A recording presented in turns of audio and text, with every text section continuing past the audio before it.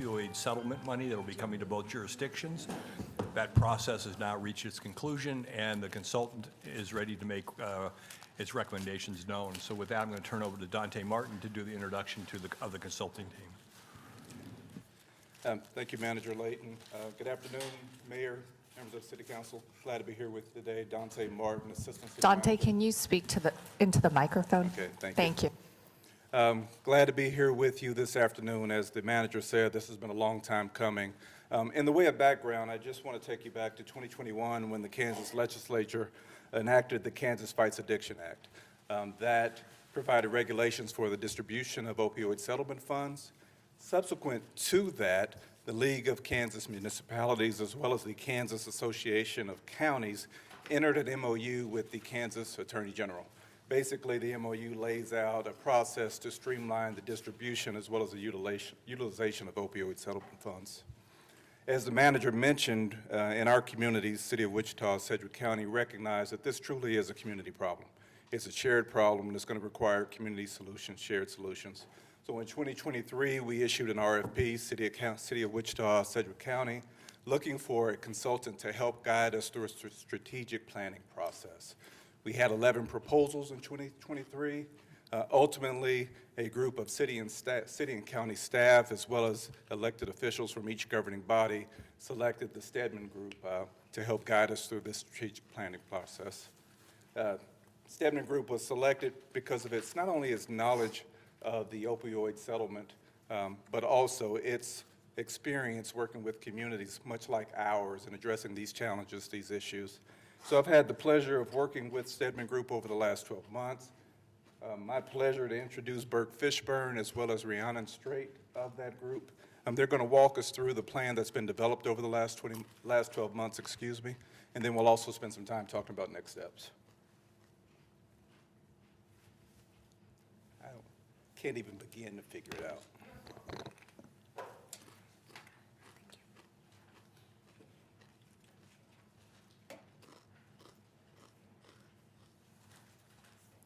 Is that up to us? Is You're it our up. turn? Okay.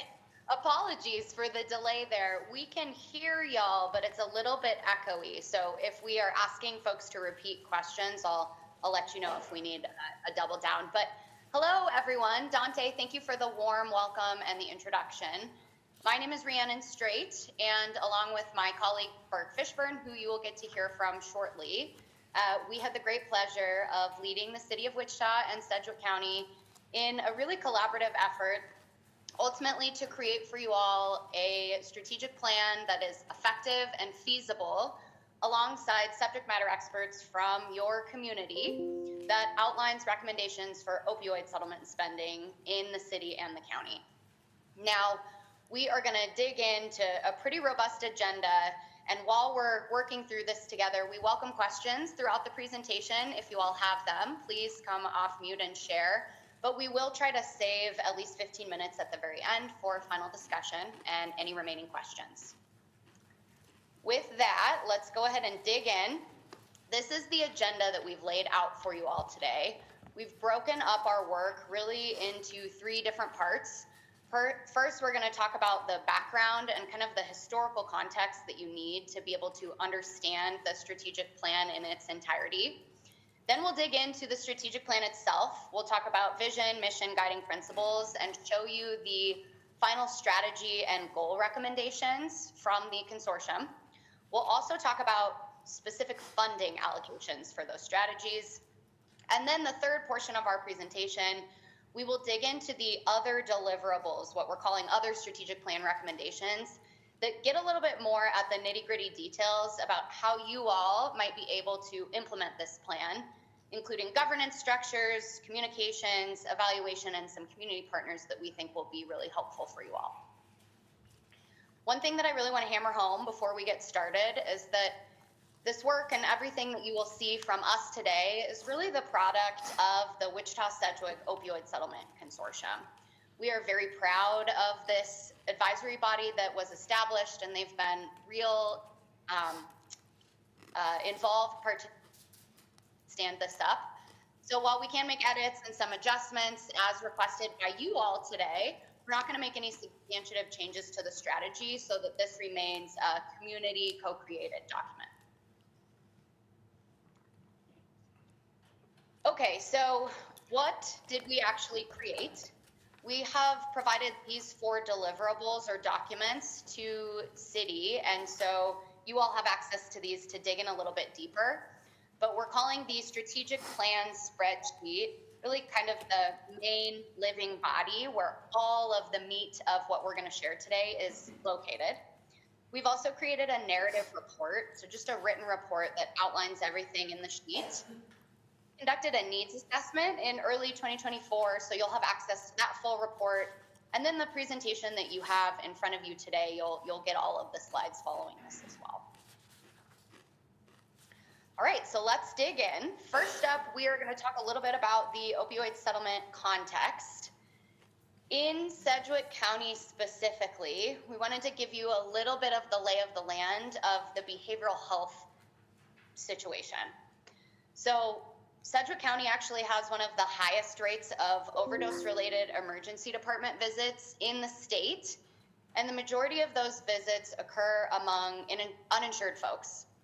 They also have a fatal overdose rate in Sedgwick County that's nearly double the state rate in Kansas.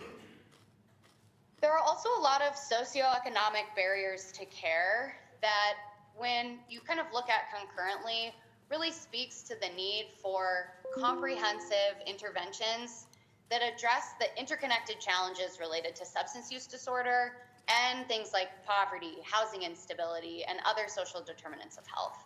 And so this strategic plan takes all of this data into account when we wrote it.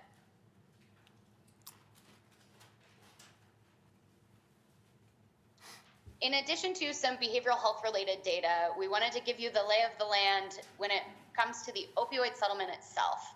So starting kind of up high, really broad, this is a national settlement, and currently estimates for the 18-year settlement duration are reaching just under $50 billion distributed across states in the nation. Kansas specifically is set to receive about $190 million. And Kansas has a MOU that is specific to the state that outlines that 75% of the state share will go to what they call the Kansas Fights Addiction Fund. This is run by the Sunflower Foundation, and we'll talk a little bit more about this later. And then 25%, the remaining 25, goes directly to local governments, or what they're calling the Municipalities Fights Addiction Fund, or MFAF. That 25% bucket is really what we're talking about today. This is the city and county allocations that we are able to play with the strategic plan recommendations. The other thing I want to call your attention to here is that the state MOU points directly to a document called Exhibit E, which is an appendix of the national MOU.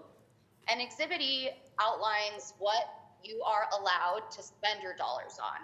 I'm going to dig into this more in just a second, so more to come there. When we are looking at Wichita and Sedgwick specifically, we're pooling funds per the decision of the city and county, and the estimated total that you are set to receive over the next 14 years is about $15.5 million. A couple of caveats here.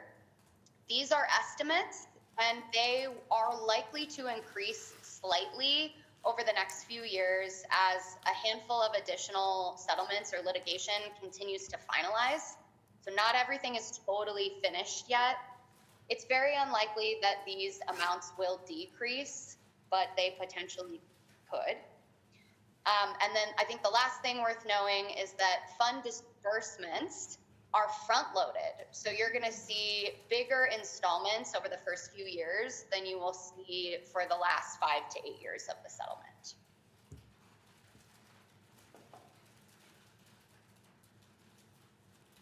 Before I move forward to allowable uses of funds per Exhibit E, are there any questions in the room about the opioid epidemic in your community, the overall structure for the opioid settlement, or how funding is being distributed. Thank you for the presentation so far. I do have a couple questions regarding allocation of funds. Obviously, you're talking about Wichita and Sedgwick County, the largest city in the state of Kansas, and Sedgwick County. Can you talk about the other allocations in the state of Kansas and how, I know that you're a national firm, how that compares to other city/county municipalities coming together in this type of consortium? Yeah, absolutely. Good question. So first, I think I'll call out the Kansas structure. So we are looking at that 25% share directly to local governments. The way that they determined how much money each municipality is set to receive is primarily based on population. So larger populated areas got more money. Smaller rural areas received less money. And when you're looking at the 75% state share, this is relatively common in terms of funding breakdown between state share and local government share that we're seeing in places like Colorado, North Carolina, Oregon, where a big chunk of money goes directly to the state, and then a slightly smaller but still reasonable amount of dollars go directly to local governments. One kind of unique thing that we see in Colorado is that they've really given more control to local municipalities.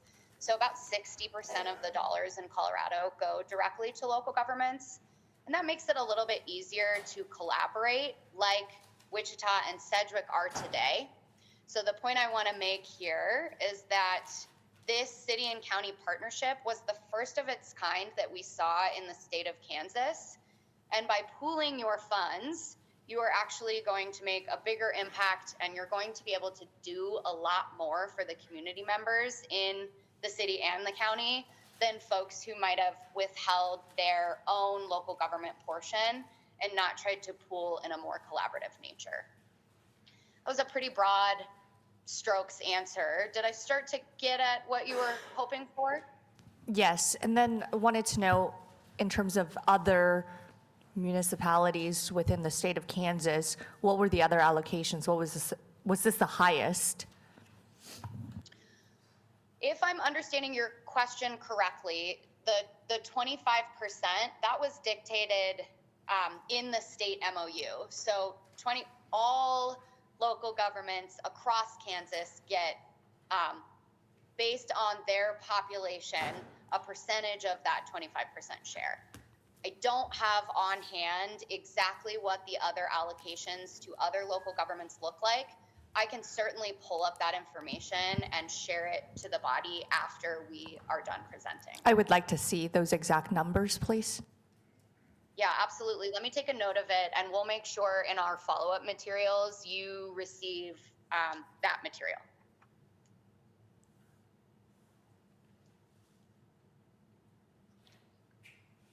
Any other questions? Are we ready to move on to allowable uses of funds? I have one real quick. So is this just Wichita then? Does not include Hayesville, Derby, Andover, anybody else within Sedgwick County or the Wichita area? Good question. These are just Wichita's funds pooled with Sedgwick County's funds. Okay, thank you.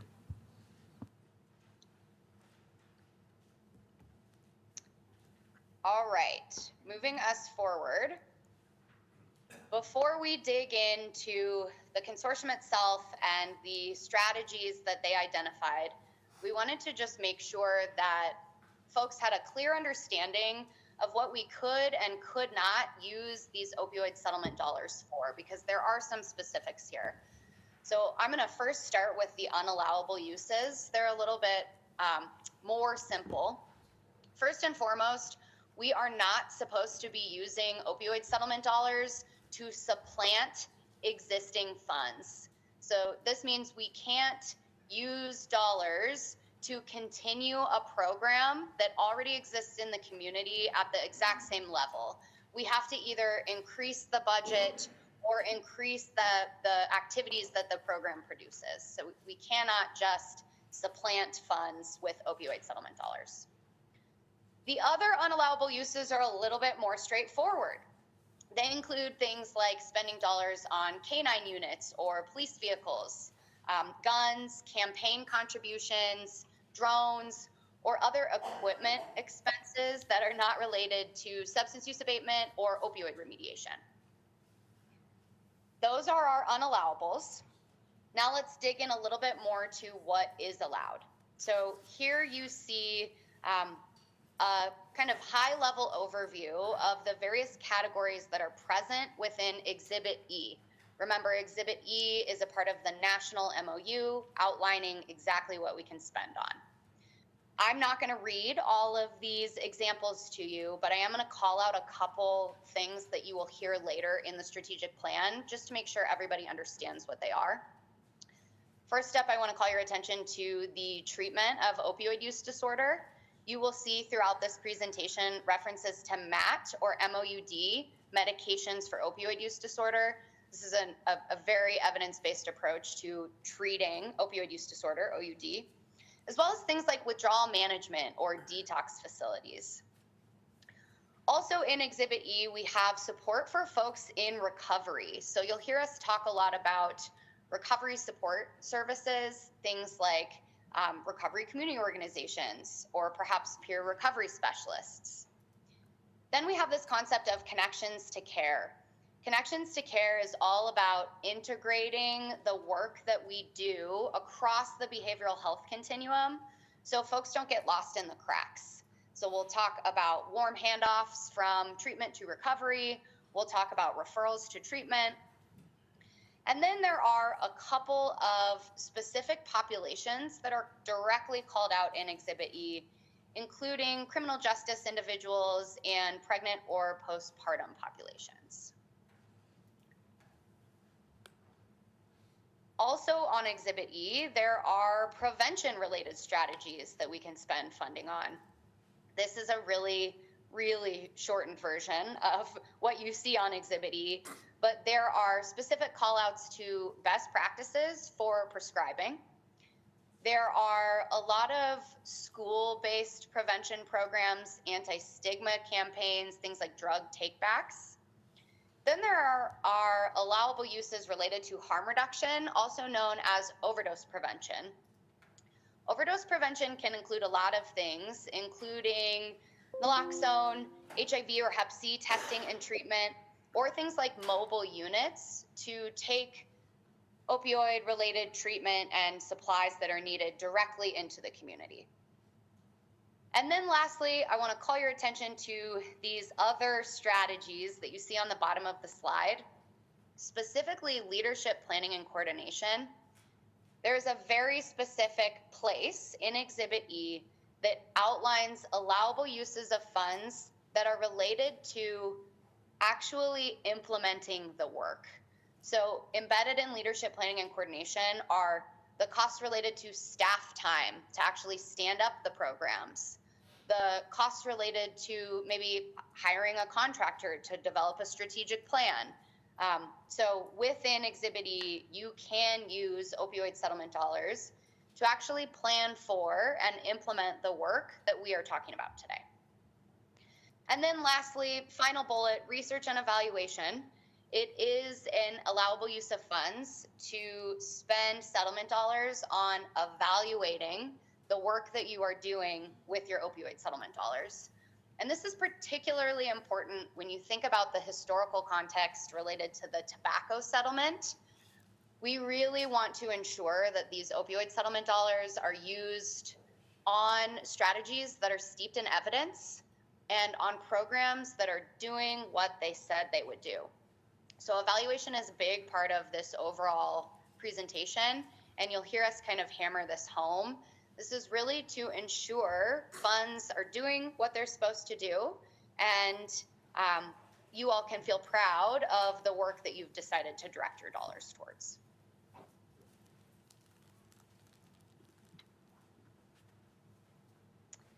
Transitioning a bit away from what are the allowable uses of funds and into a little bit about the consortium. You'll hear us say the consortium throughout the bulk of this presentation, and we are talking about the WSOSC, or self-entitled Wichita-Sedgwick Opioid Settlement Consortium. This is a group that the Stedman Group helped to pull together with some local experts and partners. And it is made up of community subject matter experts that really kind of fall along the continuum of behavioral health care. So there were folks on this consortium who are treatment providers, who work in the hospital settings, folks from ComCare and SAC. There are people with lived experience to substance use disorders directly in the community. We had prevention providers and people from the school districts. We had advocates and people who are involved in community-based organizing right there on the streets in Wichita. And then we also had government officials and electeds like yourselves who are kind of helping guide this from a city and county level. This is really important and a special thing that Wichita and Sedgwick did by involving community in the development of this strategic plan. You all are going to end up with programs that are tailored to the unique needs of your community, that are informed by the people doing this work and who know not only what works, but what you need in order to achieve the goals identified in this strategic plan. And I think it really puts Wichita and Sedgwick County on the map as a leader in the state of Kansas that other municipalities around the state should be modeling. The consortium was guided by a steering committee. We had representatives from city and county, as well as the Stedman Group in that steering committee. Steering committee would meet in between ongoing monthly consortium meetings to make sure that what the Stedman Group was presenting was in line with what the city and county wanted to see, and in line with what the community needed to see in order to successfully create this plan. We had our very first meeting in January of 2024, and we met for the most part monthly throughout the year, with a couple of months where we met more frequently and a few months that we had to skip.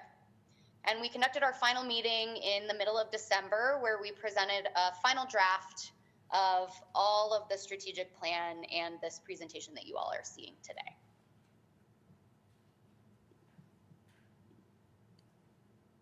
So what did the WSOSC do? This is a little map of our overall process. I will talk in just a second about a community needs assessment that we conducted in the first quarter of 2024, but there was a good amount of data collection, both existing data and qualitative data from speaking with the community. And then once we completed this needs assessment, we really turned to educating the consortium on not only what is an allowable use of funds, so what does treatment mean? What does prevention mean? What does a recovery program look like in practice in the community? But we also talked about return on investments for each of these allowable spends. We did this so that consortium members could see where they might get the most bang for their buck. While we have a good deal of money, and this is kind of a once-in-a-generation opportunity, we can't solve it all with the money that we have here through the settlement. So where can we really strategically place our dollars to make the biggest economic impact on our community? We also talked in detail about the evidence base behind each of the allowable spends. This was really important to the consortium, as you'll see throughout some of their guiding principles. But ensuring that every recommendation that we put in front of you all today was steeped in evidence, so we know anything that you choose to fund or not fund on this list has a ton of research behind it, and it is proven to work in the community. We also dug into the local expertise that we had on the consortium, and this is not to be taken lightly. We talked extensively about existing resources and gaps in the community, and then based on the local expertise shared around that, we tried to fill those gaps with the strategies present in the strategic plan that you'll hear more about. From about July through November, we were really in the nitty-gritty details of developing the strategic plan. We reviewed all of the final materials with the steering committee, and then we presented that final draft version for consortium review and final inputs in December. And now today, we're kind of at the last step of this process, which is presenting the plan, recommendations, and additional deliverables to all of you fine folks. I am now going to move into the needs assessment. We have a very quick overview of what this looked like, and then I'll pause for some more questions. Through this needs assessment process, and you all do have a copy of the full written report in the final deliverables that we've handed off, so you can dig in deeper. But we conducted kind of a mixed methods approach with both quantitative data analysis, where we looked at existing data around demographics in the community, social determinants of health, what the behavioral health needs really were by looking at things like fatal overdose rates, emergency department visits, et cetera. And then the existing resources and gaps that we could find through community-driven reports already out there. We paired this with a qualitative analysis where we really got to talk to community members directly in Wichita and Sedgwick. Through this process, we conducted 4 focus groups that were across 4 different and very unique populations, and then 15 key informant interviews.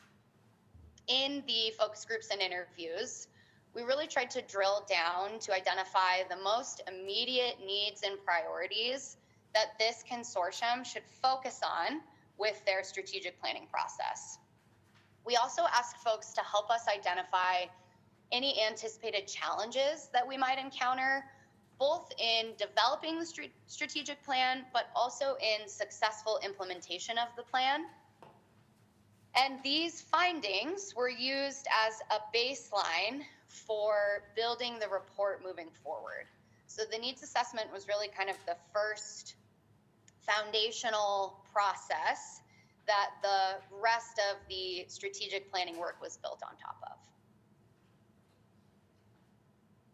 I'm going to pause here and see if folks have any questions about the consortium, our process, or the needs assessment that we conducted. Next step, we'll dig in directly to the strategic plan.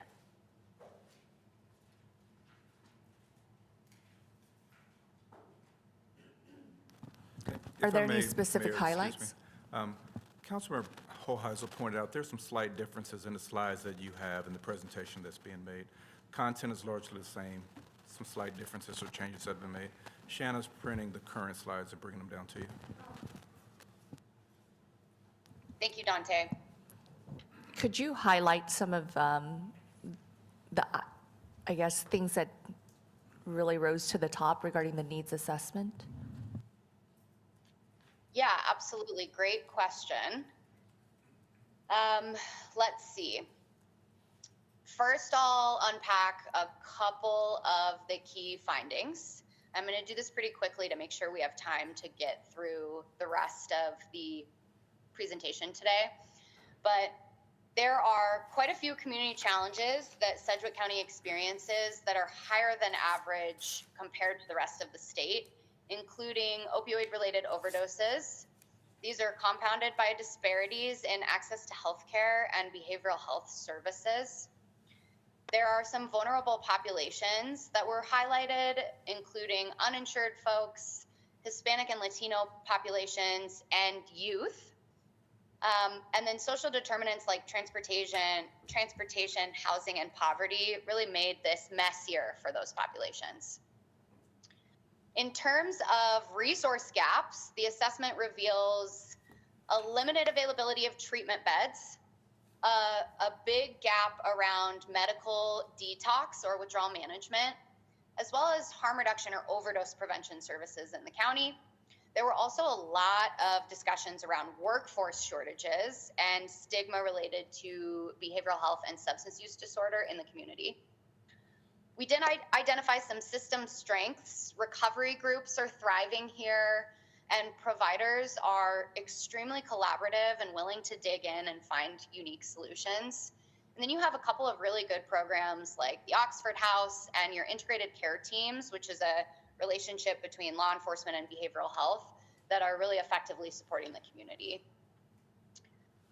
I think for now, I'm going to pause to make sure we have time to get through the rest of the presentation. In the event that we have time afterwards, I'd be happy to dig in further, and know that you all have a copy of this full report available to you after the presentation as well.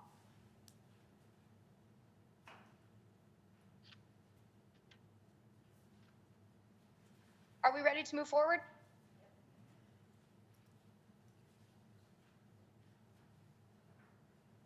All right. Now I will hand it off to my colleague, Burke Fishburne. Good afternoon, everyone. Burke Fishburne. I'm the Director for Organizational Development with the Stedman Group. Following up on the question, the strategic plan that you're going to see is very much based on the needs assessment. So the key findings, the priority areas that were identified in the needs assessment, you see reflected in the strategic plan. So we very intentionally took a methodical, stepwise approach to developing the strategic plan, and the starting point was that needs assessment. So following up on that stepwise approach, we first asked the consortium to come up with a vision statement. Vision statement, it's very ambitious, it's bigger than Wichita, Sedgwick, it's bigger than the opioid settlement strategic plan itself. Big, broad vision. Very aspirational. So that's the first thing that came up with. And then based on that vision, the consortium came up with a mission for the strategy or strategic plan itself. What is Wichita Sedgwick going to do about this? How are we going to fit into this broader mission? And then from there, the consortium developed all these other elements of the strategic plan. We very much wanted to deliver a very concise, focused, evidence-based strategic plan. We did not want to hand over a strategic plan that was so complex, so unwieldy, it's just going to sit on the shelf. And so we think the consortium did that. This strategic plan doesn't do everything, okay?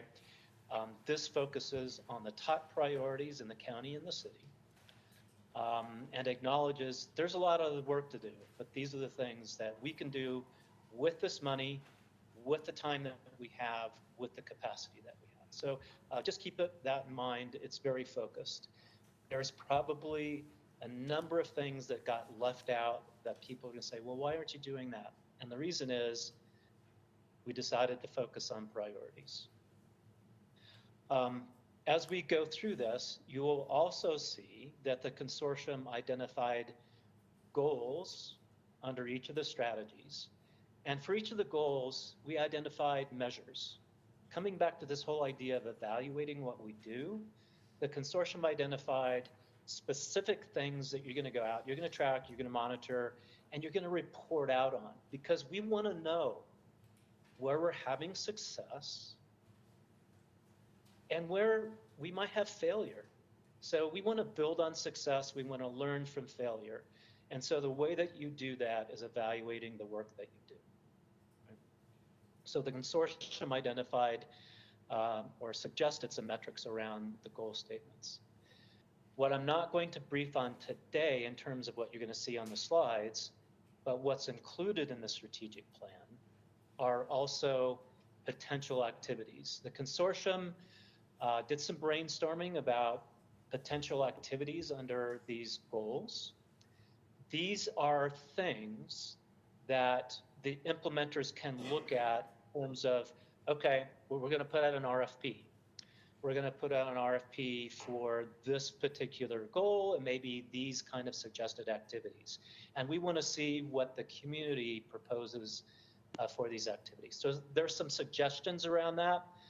Just keep in mind, as you go about implementing this, deciding what to fund, you should have an engagement with the community on approaches and their deliverables. And there's frameworks for that in the strategic plan. So this is the basic structure of the strategic plan. We didn't want to just hand off that to you. We also wanted to give you some roadmaps, or what we'll consider roadmaps. These include, and this is numbered 1 to 6 on the right-hand side of the slide, suggestions around estimates on spending. We have some suggested categories for that. And also how you go about implementing on a phased approach and timeline, how you go about deciding how you're going to govern this, how are you going to implement it, who is going to implement the strategic plan. Is it going to be Wichita? Is it going to be Sedgwick? Is it going to be some kind of en banc process? Is it going to be a contracted third party? Are you going to have an advisory committee? All those kinds of things. We're making some recommendations, or at least giving you some options around governance. We also have recommendations around evaluation, communications, and partners. And we're going to get into each of these, deal with them in a little bit of detail. So you've got the plan, as well as these roadmaps. This is all packaged up in a spreadsheet. The reason for that is the spreadsheet gives you details, it gives you timing, it gives you timeline, it gives you all the things that implementers are going to need in order to start implementing the strategic plan from day one. So this is one of our deliverables. It's in the package that we have provided to city and county. So going into a little bit of detail on the strategic plan elements, and I'm not going to read you the slides, okay? You don't want me to do that. And I want to make sure that we have time for discussion on some other elements. I'm just going to point out that a lot of time and work went into developing your vision and mission statements. This is a vision statement that's very consistent with other mission statements we're seeing, or vision statements we're seeing for opioid settlement bodies. And it is bigger and broader than what you can do with the opioid settlement funds, okay? So that's the vision statement. Mission statement is very much about what you are going to do.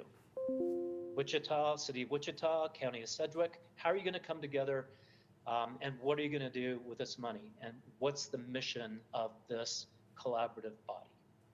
So this is the mission statement. And then you've got some guiding principles.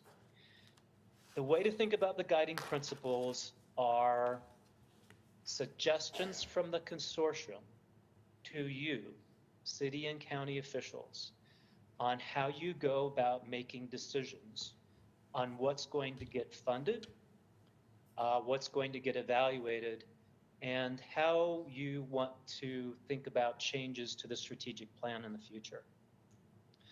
Again, I'm not going to walk through these, but I'm going to tell you that these guiding principles are very consistent with what other organizations, opioid settlement experts are recommending in terms of guardrails, we'll put it that way, as well as some rules around your decision making. So the next slides kind of walk through the guiding principles. Rhiannon, if it's okay, I'm just going to blow through these just to know that you want to be effective. You want to have impact with your money. And so these guiding principles kind of walk you through that, from having impact, dollar spent, dollar impact.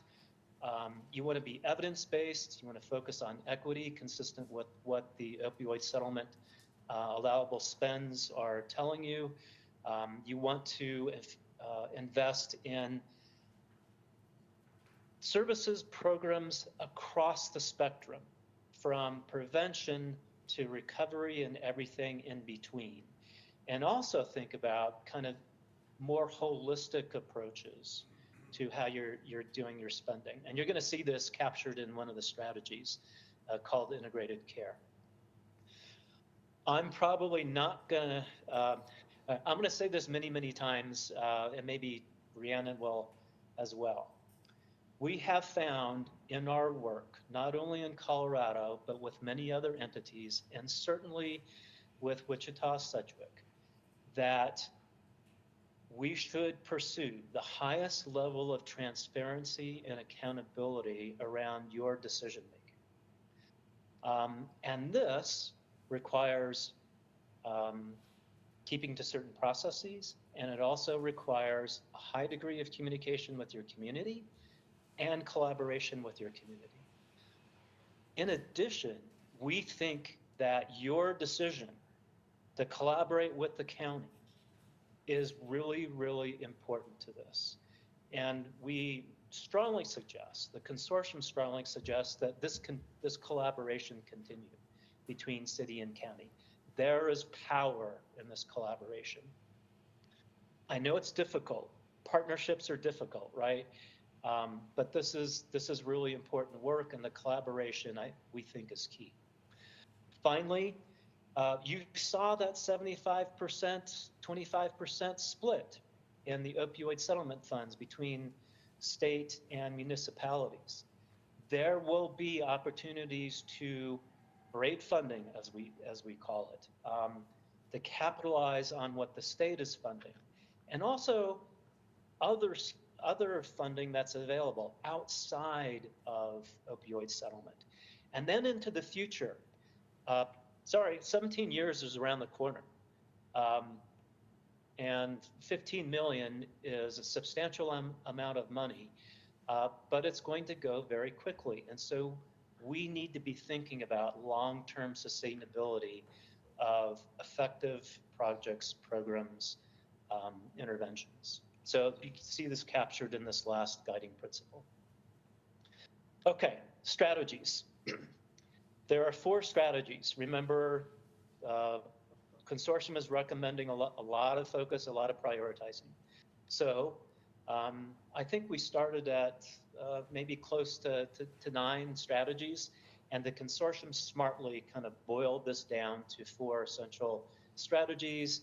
The other way to think about them is areas of work, just categories of work, okay? Nothing more elegant than that. The first one is stigma reduction and community outreach and education, anything having to do with outreach and education. For each of these strategies, as we walk through them, you will see goal statements, and just know that there are also metrics and potential activities identified under each strategy. Again, I'm not going to read through them, okay? So strategy 1, stigma reduction, outreach. Strategy 2, integrated care.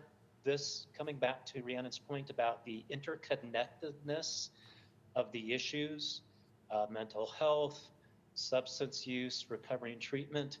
The idea is that we have more partnerships and more holistic approaches in the county around behavioral health interventions.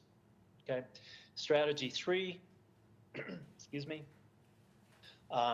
your prevention initiatives focused on overdose prevention. Very specific goals identified with these. This is not across the prevention spectrum. So again, a lot of focus identified in these goals. Strategy 4, treatment. So you have treatment capacity in the county, but capacity has got to be expanded. And there are very specific recommendations on how you do that in the county, from medical detox to Medicaid assisted treatment, to services in jails and other prevention services. So, you know, a lot of focus under treatment. Okay, 4 goals, 4 strategies, along with goals, along with metrics, and in the spreadsheet that you're getting, also suggestion around potential activities. So I blew through that really, really quick, high-level overview. I'm going to pause here to see if you have any questions about structure, or the strategies or the goals that we've identified. Knowing what's to come in our presentation this afternoon is just a walkthrough of those other elements of the strategic plan, including allocation estimates.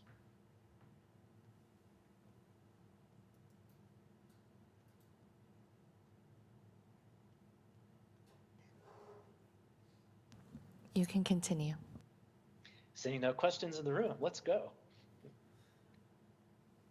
All right, back to me to talk a little bit about the recommended allocations per each of these strategies. Before I reveal our pie chart outlining specific dollar amounts, I want to provide a little bit of context to help you understand overall allocation recommendations as it pertains to the opioid settlement. So a bit of a repetition from before, but the total payout that Wichita and Sedgwick County are expected to receive currently is about $15.5 million over the duration of the settlement. At the end of 2024, you all had a combined about $2.1 million available to you directly in Wichita Sedgwick bank accounts that you can use immediately without requesting funds from the state. Payouts will not be known super far in advance, but we do know that the first few years of payouts are going to be front-loaded. So the distributions that you received last year, the year before, 2025, are going to be larger than what you can expect in the last 5 to 8 years of the settlement. These amounts will kind of slowly start to decrease and plateau over time. And this really speaks to the need for identifying strategies that are sustainable and that the organizations that you fund to implement these strategies are thinking about sustainability from the get-go. The national MOU does allow a lot of flexibility in how each municipality uses these funds, and the Wichita Sedgwick Opioid Settlement Consortium is a fantastic example of this. You all are pooling your funds to maximize impact in the community, but you can also pool your funds over time. I'll give you an example of this. One of the specific goals under the treatment strategy is a medical detox facility. That's a big capital cost. You might need to withhold funds for a year or two, pool them, and then use the pooled funds over a couple of years to address the capital spend related to a medical detox. This is just an example of what that might look like. I'm not recommending that you do that. I just wanted to give you an in-practice example. The last thing I want to hammer home here before we show you the pie is that these allocation recommendations are based on a lot of external factors, most of which are entirely out of our hands. This includes availability of other funding sources. So maybe in a few years, there's an incredible opportunity from the state to address treatment gaps in your communities. If that happens, you want to take advantage of those treatment-related funds separate from the opioid settlement. And in that example, you might not need to spend as much of your opioid settlement dollars on treatment-related programming. So this is going to ebb and flow as the behavioral health landscape and the behavioral health funding landscape changes. You will also have federal funding opportunities, and the federal landscape is shifting currently as we speak. So allocation recommendations need to be fluid and flexible. And in order to best use your funds, it would be smart to kind of stay abreast to the ongoing behavioral health funding landscape to make sure that you can braid funds and sustain them over even beyond the duration of the settlement. All of this is to say that the allocation recommendations we're about to show you are just a guide. The exact amounts that you end up funding per goal and per strategy bucket will really be dictated in the RFP, or other solicitation mechanism that you choose, depending on the implementing agency's suggested budgets. So the people doing this work know exactly how much it costs. They know the alternative funding sources that they can tap into to make their money go further. And in an application to bid on these dollars, they're going to tell you all of these things so that you get a clearer idea of exactly how much you should be spending on each activity, goal, strategy.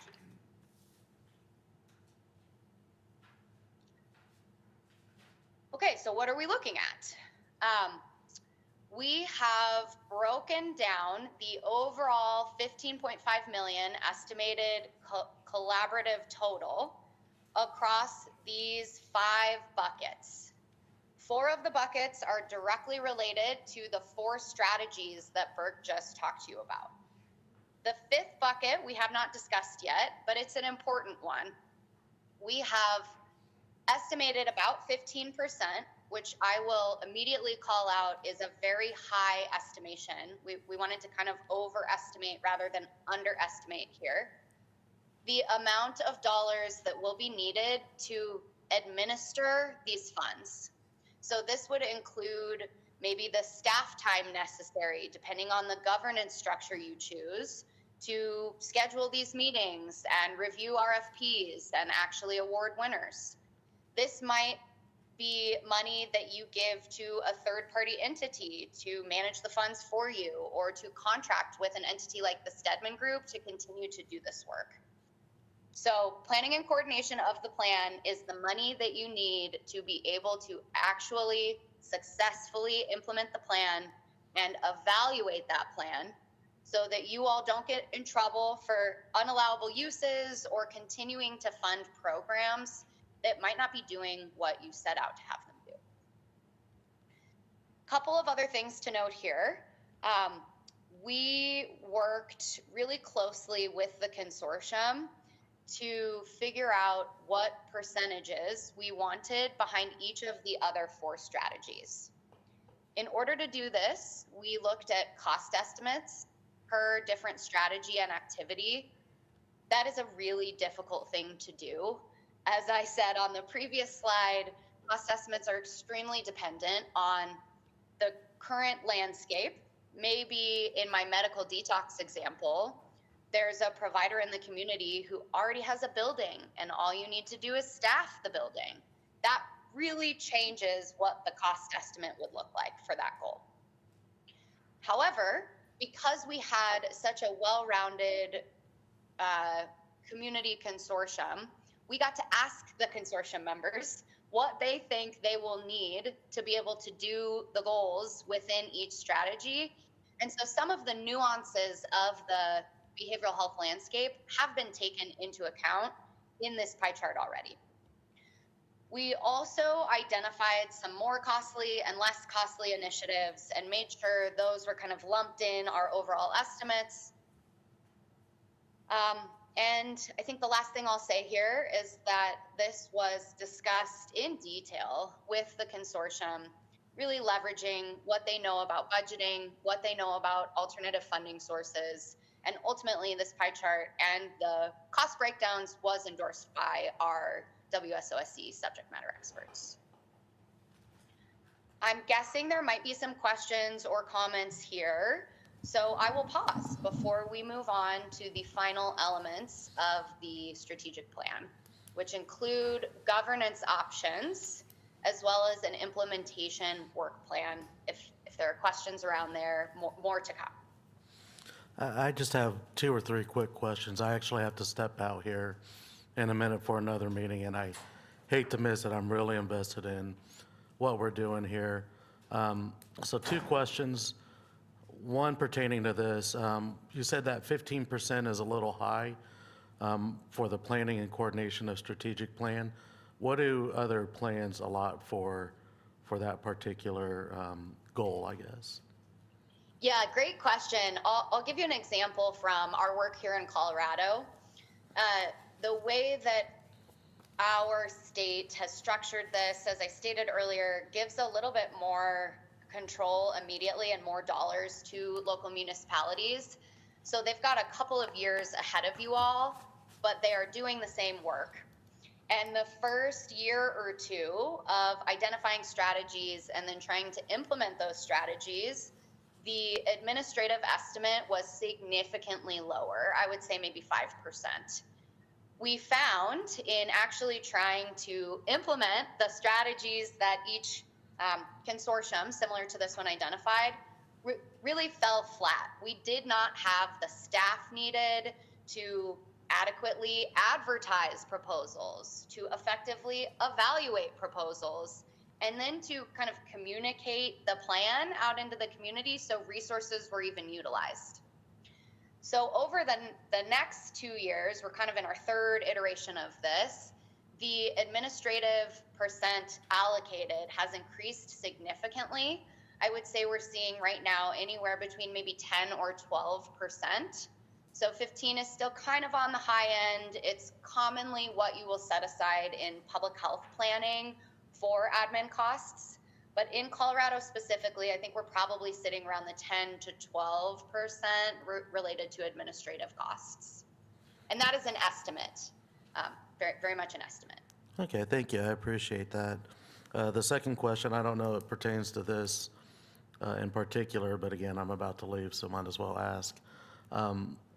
Did you guys, during this whole process, interact with the state at all to see how willing they would be with that 75% that they have? I know I've had conversations with a couple of representatives and Senator Owens who had indicated that if we come up with good plans, they would be willing to come alongside and help support that monetarily as well. Yeah, another really strong question, and I'm glad it got asked. So the way that the 75% state share is currently operating, there is a board who is determining exactly the priorities that they want to spend the 75% state share on. I believe it's an elected body made up of subject matter experts along the continuum of care. And they have already issued, I believe, 3 rounds of RFPs for community organizations across the state to apply for that are directly related to their goals. Their goals, if I remember correctly, there's been a prevention goal, kind of like a harm reduction goal, something around recovery, and something directed towards treatment. I can actually get you a report that's been completed by the Sunflower Foundation that outlines exactly who they've awarded funds to and what those strategies were. But they have been releasing funds on an annual basis for community orgs to tap into, but they've only been doing this on an annual, like iterative process. So 1 round of grants, they have to spend it in a year, and then they kind of start the process over again. What we know through our work with the state is that they are going to start to extend the period of time that their state share grants are operating.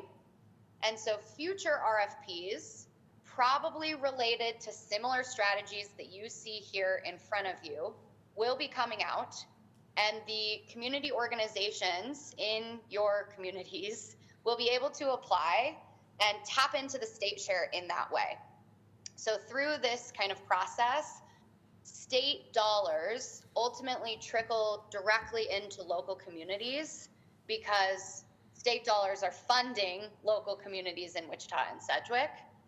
The last point that I'll make here is that it would also be smart to stay abreast of the local organizations that were funded at the state level, because maybe a ton of recovery providers were funded and you don't need to spend as much of your opioid settlement dollars on some of the recovery-oriented activities embedded within the plan.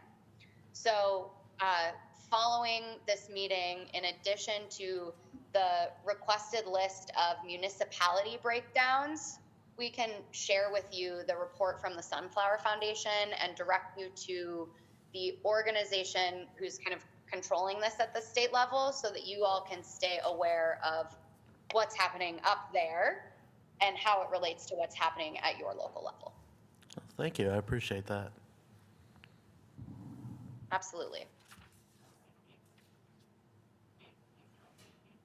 Any other questions, comments related to allocations? If not, I'll hand this off to Burke to keep us moving. So again, as part of the strategic plan, we are also providing what we'll call roadmaps. These, please consider these as a menu of options for you to consider.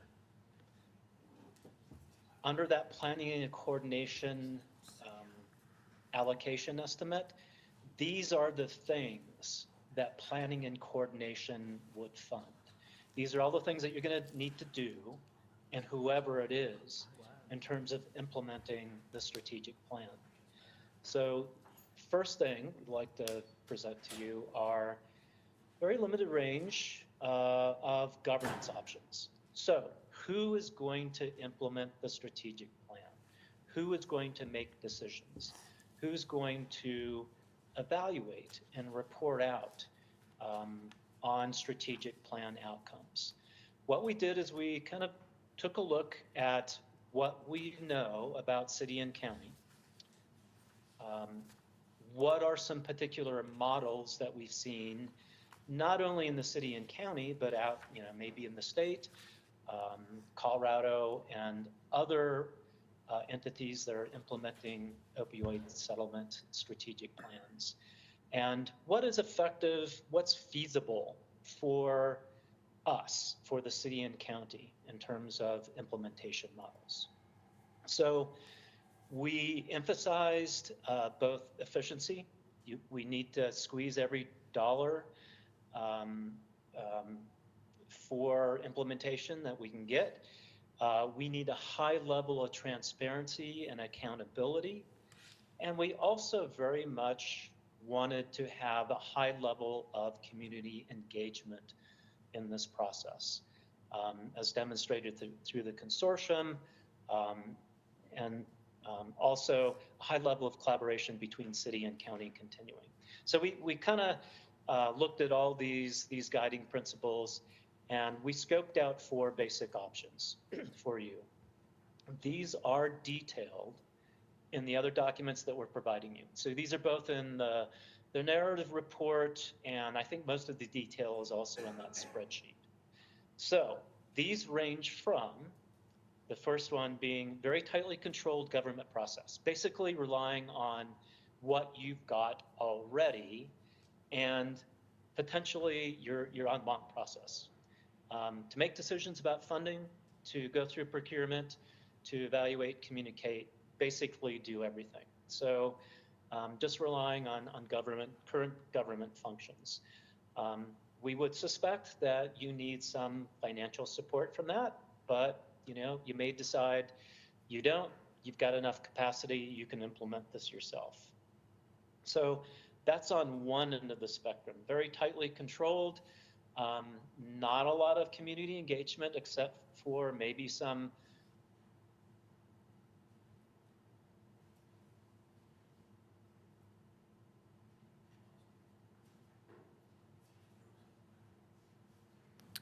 You are frozen.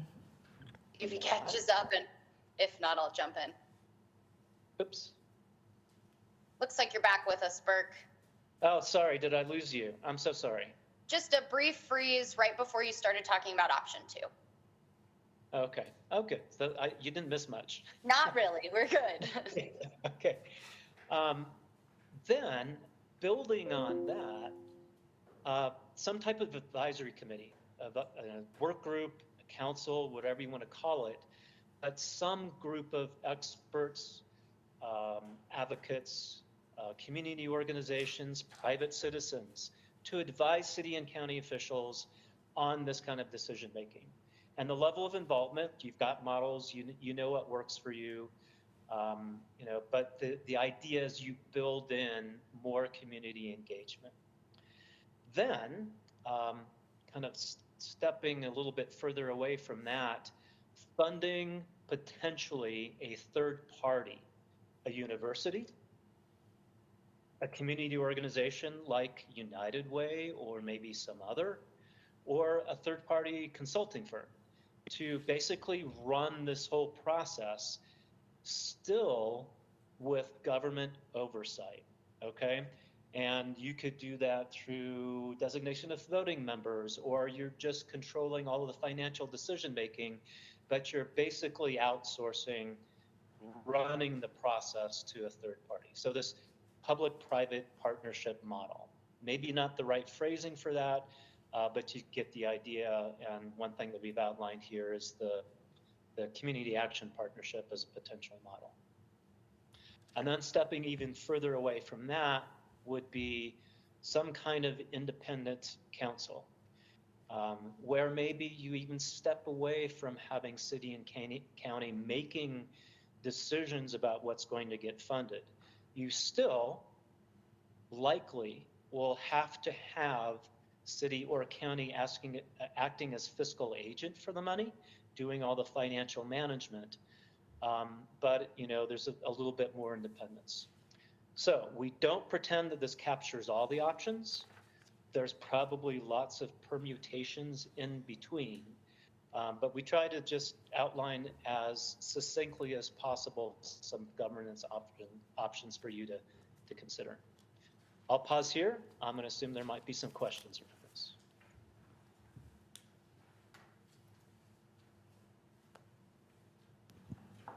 I see no questions, but I will also have to step out for 1:30, so you can continue the conversation.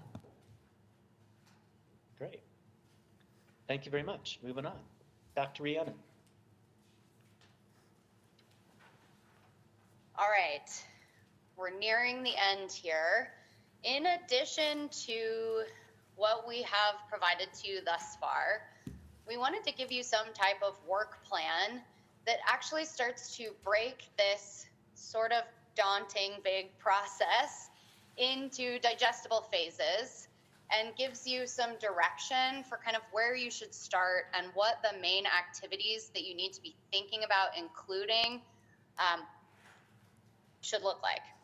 So we have about 6 phases. The first phase is dedicated to standing up the process and infrastructure that you need to be able to actually implement this whole strategic plan. Most of this is the selection of the governing structure that Burke just talked about. And my guess is, and having just presented to the Board of County Commissioners for Sedgwick, the kind of next step here will be determined in a future en banc meeting. In addition, in phase 1, we've included items related to staffing, whether you do this internally or externally through some type of advisory body. And then the logistics. How often are we going to meet? Where are we going to meet? And then lastly, evaluation. And we have included evaluation in phase 1 because the best, strongest evaluations start at the beginning, not tacked on at the very end. So you want to be thinking about evaluation and how you're going to work through that up front. Another thing I want to quickly call out is that we currently have the work plan timeline in in quarters that began at the beginning of 2025. These are really easy to shift depending on when that en banc meeting happens and when you actually select the governing structure. So don't get too tied to, oh no, it's almost the end of quarter 1. Easy to shift and start when you're ready. May I interrupt really quickly? City Manager, this would be our future en banc. I know that we have 4 scheduled. Would this be for our following en banc? Mayor, that's our anticipation, yes. We want to do some work to kind of frame it before that, but yes, that would be the first time the commission and the council would talk about it. Thank you for that context. Okay, phase 2 and phase 3. This is where the fun stuff happens. Phase 2 looks like the first round of goal implementation. So when Burke was walking you through our 4 strategies, each strategy had a chunk of goals, anywhere from like 3 to maybe 5 goals. These are what we are referencing. In your first round, we are suggesting you select not all, maybe half of these goals that you want to fund first. Then in this phase, you'll identify the solicitation approach or potentially approaches. Maybe you want to RFP some things. Maybe there's only one organization in the community that does other things, so you want to direct source fund them. Also involved in this phase is contracting with implementing agencies. We have learned in our work that getting a contract right up front that includes evaluation metrics and reporting requirements makes for a really streamlined process moving forward. And then kind of by the end of this phase, you really get to start work in the community. Phase 3 happens kind of near the end of phase 2, a bit concurrently. And this is where you'll start to see the first feedback loops related to the evaluation that you stand up. It's crucial throughout the duration of the entire strategic plan implementation process that ongoing evaluation is happening. So maybe after, your first 2 years of funding, you see that 2 of the goals that you funded aren't achieving the metrics that they set out to achieve. And at that point, you can course correct. You can decide to redirect your funds to maybe a different organization doing the similar work, or you can identify a different goal that you maybe want to focus on to better move the dial. Then we have phases 4 and 5, which are a duplication of phases 2 and 3, but chipping away at the remaining goals that you did not fund or address in the previous 2 rounds. And then lastly, phase 6, this is what we're calling a strategic plan audit. This is a bigger, more robust evaluation of the overall strategic plan process. By the end of this audit, depending on kind of findings from the analysis, you could actually start this whole process over again and kind of reiterate using the same template, but with additional goals identified.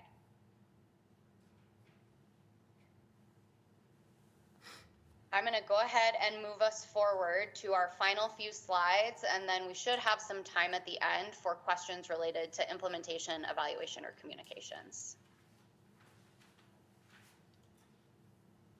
So we also have some communication recommendations to you. Again, these are options for you to consider. This is detailed in that spreadsheet. The idea around the communications recommendations or plan is that you want to sustain stakeholder engagement in what you're doing with the strategic plan. So this is both public education, this is communication with even elected officials, with governments, very kind of broad thinking about who your audiences are. But the communication is about the strategic plan, what you're doing, how you're spending the money, what impact you're having, what you're learning, where you have successes, where you're having failures. Basically telling the story of the strategic plan over time. Again, focusing on transparency and accountability and community engagement. In the spreadsheet, you will see that we're making recommendations around key audiences.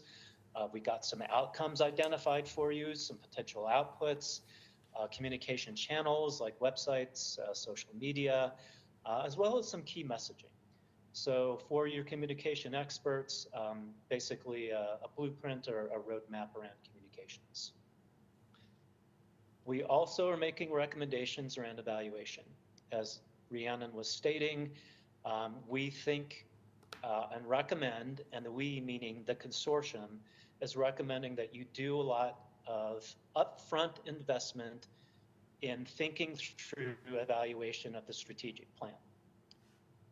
Evaluation of the strategic plan itself, so you know that you're having impact or not having impact. Where are your successes and failures? And where can you course correct? So you've got to set up your evaluation up front.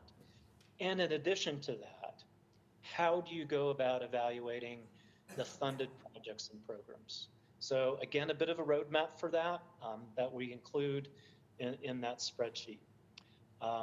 This includes timelines, data collection and monitoring, methods, data sources that you already have and can rely on, and who's going to report, who's accountable for all this. So kind of wrapping up and maybe even reflecting back on your governance options, who's going to do all this work? What we're seeing in terms of success, not only in Colorado, but in other places, maybe Rhiannon, going back to that governance slide, if you want stakeholder community engagement, what model are you looking at? In order to be adaptable, flexible, efficient, what's the best model for that?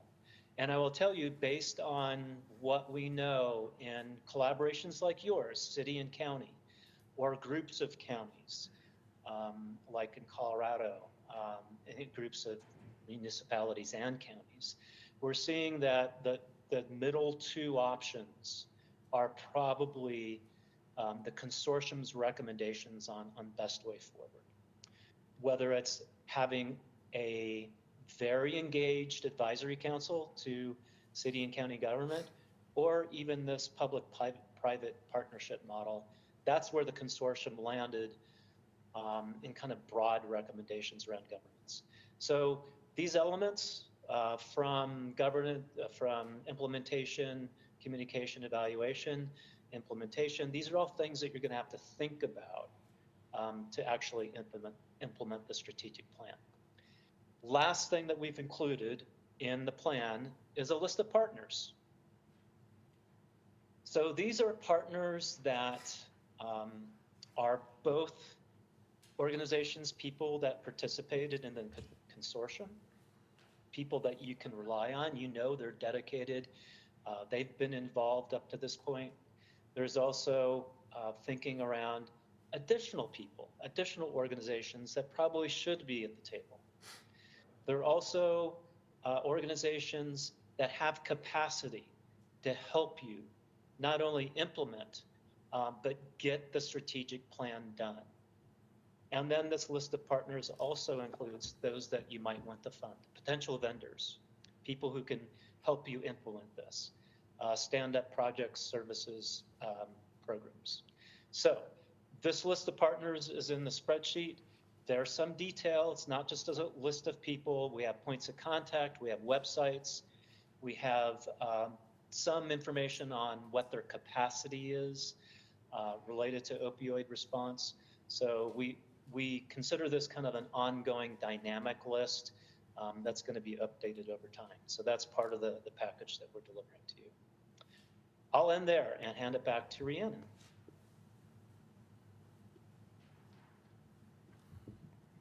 Thank you, Burke. A somewhat unsatisfying final slide here. This is the end of our deck. Looks like we've got a little under 10 minutes for additional questions, comments, discussion. While you have us here, we'd love to dig in.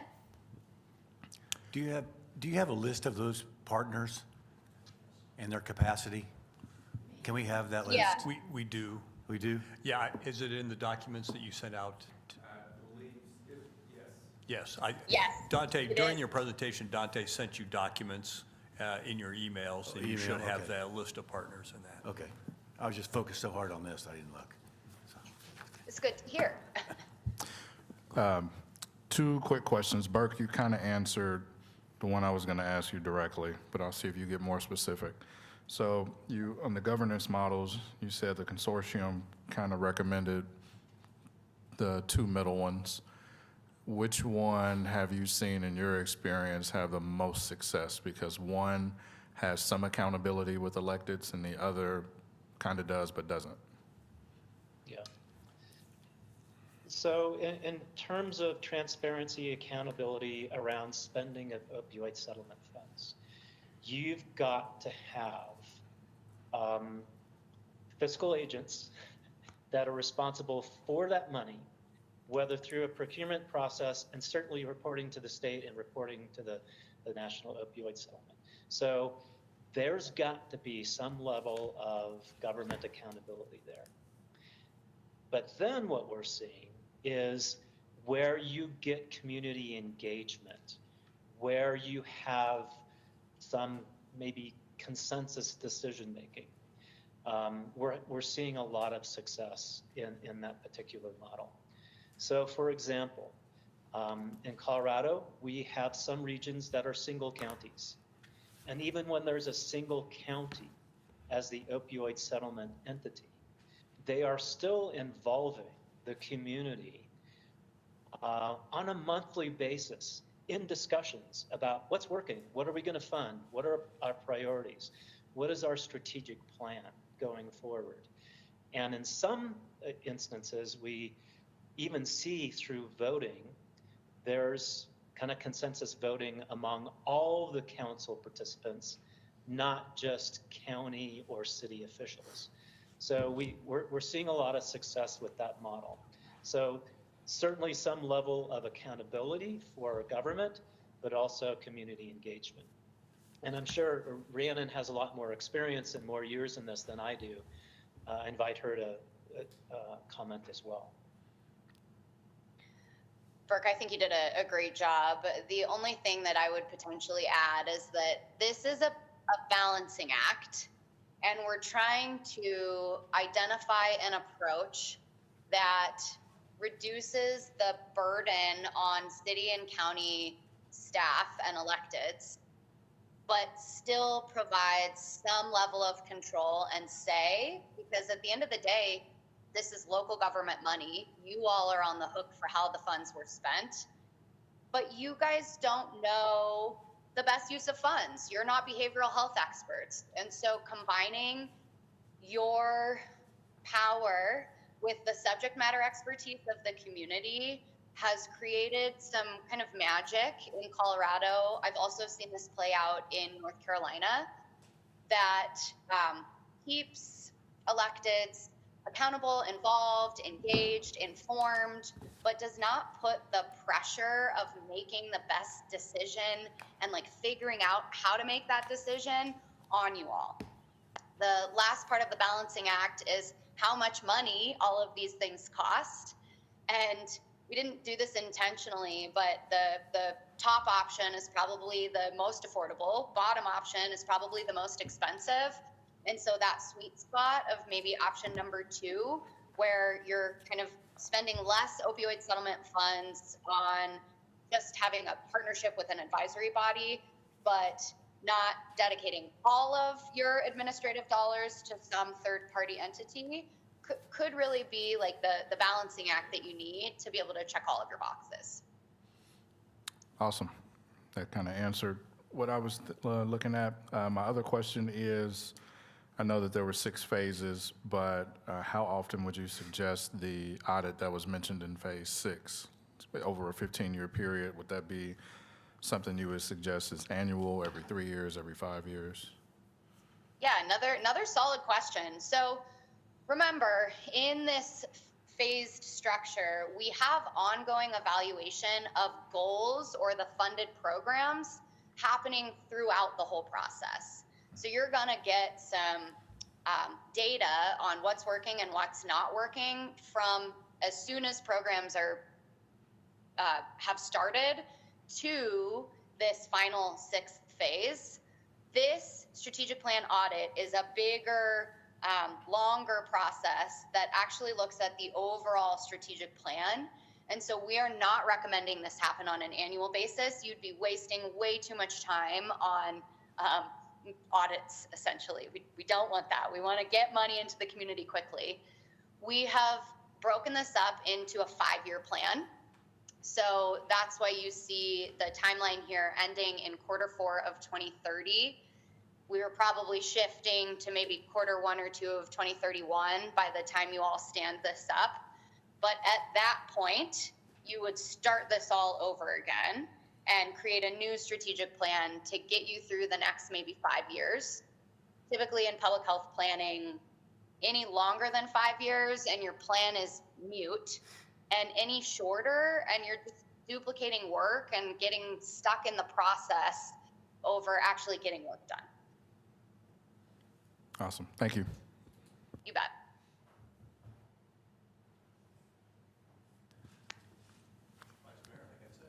Okay.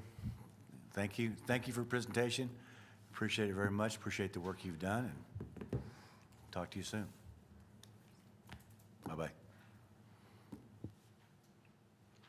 We can't quite hear you, but we think that was a thank you. So I'm going It to just was. throw one back at It you was a all. thank you. It was a thank you. Thank you. Yeah. Thank you all very much. It's been an Good meeting honor and a today. privilege.